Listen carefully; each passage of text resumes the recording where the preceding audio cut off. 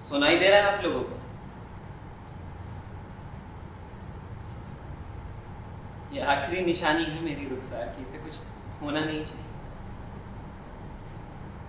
ये झुमका मैं अपनी रुखसार के लिए लाया था 4 दिसंबर, आज से ठीक 2 हफ्ते पहले हमारी पहली सालगिरह थी।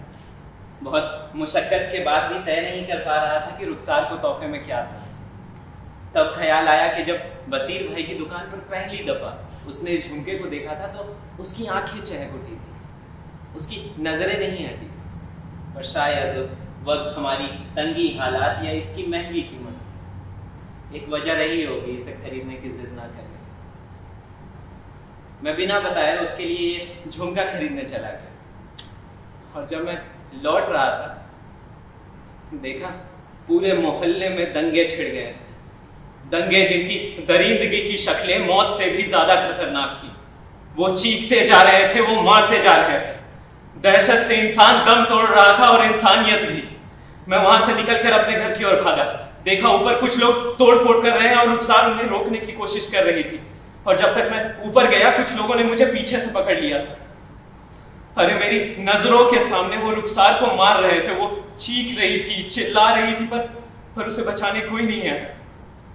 मैं कोशिश करता रहा और जब तक मैं उसके पास पहुंच पाया किसी ने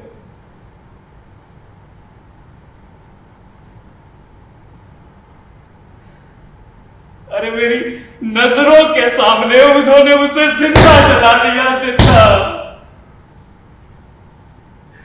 और मैं कुछ नहीं। वो चीख रही थी, चिल्ला रही थी। अरे मैं तो बहरा हूं ना, मैं सुन नहीं सकता, पर आप तो सुन सकते हो ना। हारिस, नायला, रहीम चाचा तमाशा देखते रहे, उसकी मदद नहीं की। अगले दिन 2 रुपए की मोमबत्ती लेके इंडिया गेट के सामने खड़े हो गए। अरे शर्म नहीं आई?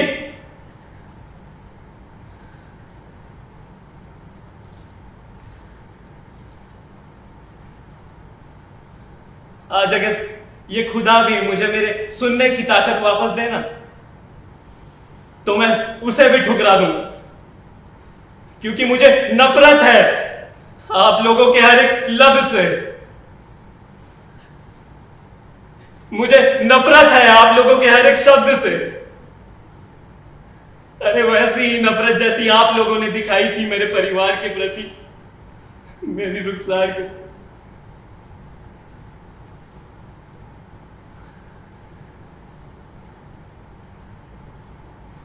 या अल्लाह, तूने मुझे क्यों बहरा बनाया? बहरे तो ये लोग हैं ना जो पत्थर की तरह तमाशा देखते हैं, तमाशा। अरे दंगे करने वाले कौन थे? क्या वो हिंदू थे या वो मुसलमान थे? भीड़ की कोई मजहब नहीं होती, भीड़ की कोई ईमान नहीं होती। चाहे वो 2002 के गुजरात के दंगे हो या 2020 के दिल्ली या बेंगलोर के, ना जाने ऐसे कितने ही मासूम लोग अपने हजारों और लाखों परिवार को खोते हैं। और हम सब तमाशा देखते हैं, तमाशा, या उस भीड़ का हिस्सा बन जाते हैं।